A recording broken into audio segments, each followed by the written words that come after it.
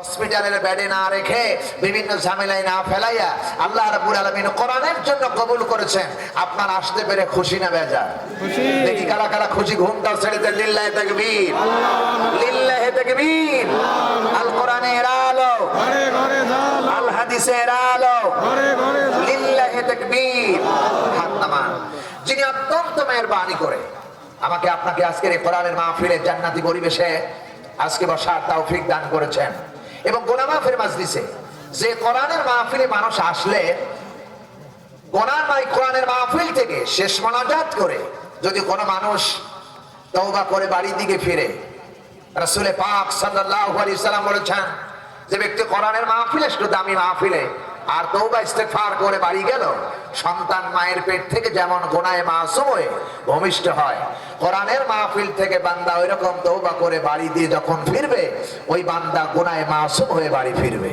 সুবহানাল্লাহ। আরে জোরে বলুন সুবহানাল্লাহ। রাসূল পাক সাল্লাল্লাহু আলাইহি সাল্লাম বলেন যদি কোরআনের মাহফিল থেকে কেউ বাড়ি গিয়ে যেতে গিয়ে রাস্তায় মারা যায়, তার কবর সরাসরি কবরে রাখার সঙ্গে সঙ্গে কবর হবে জান্নাতুল ফেরদাউস। বলুন সুবহানাল্লাহ। সুবহানাল্লাহ। এই কোরআনের মাহফিলে আমরা আসতে পেরেছি এই জন্য প্রাণ খুলে আল্লাহ দেওয়া জবান দিয়ে।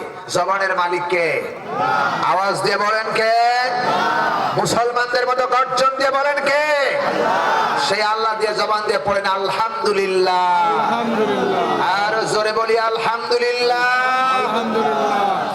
অতঃপর সাথে করে দরুদ ও সালাম সেই মানবতার মুক্তির দূত, পথহারা মানুষের পথের দিশারি, প্রজা হিতৈষী কমান্ডার উম্মাহর নবী সিরাজাম মুনিরা বাশিরা নাযির রাহমাতাল লিল আলামিন, যিনি পৃথিবীতে এসে দেখলেন মানুষ মস্তিষ্ক প্রসূতি জ্ঞানের দ্বারা এমন সমাজ ব্যবস্থা কায়েম করেছেন যেখানে হচ্ছে খুন খারাপি, চগলখড়ি, বাটপারি, মুছের মাস্তানি, গোষ্ঠীর ফুষ্টি, টাকা পয়সার অহংকার, জোর যার মুল্লুক তার, পালকি যার বউ তার, এমন একটি অসভ্য সমাজে আমার নবী আপনার নবী দা প্রফেট হযরত মুহাম্মদ সাল্লাল্লাহু আলাইহি সাল্লাম গেটসেন অফ দ্য ইসলাম, যিনি কোরআনের বিপ্লবী আন্দোলন করে জাহান্নামী পথের মানুষদেরকে জান্নাতের মেহমান বানিয়েছেন। আওয়াজ দিয়ে চিল্লায় কোন কথা ঠিক কি না? আরো জোরে বলুন ঠিক কি না? কাল কিয়ামতের ময়দানে আমার আল্লাহ তাআলা বিচারের কোর্ট বসাবেন। মালিক ইয়াউমিদ্দিন, যেদিন বিচারের মালিক থাকবেন কে? আল্লাহ। আরো জোরে, জোরসে বলো। জোর হলো না?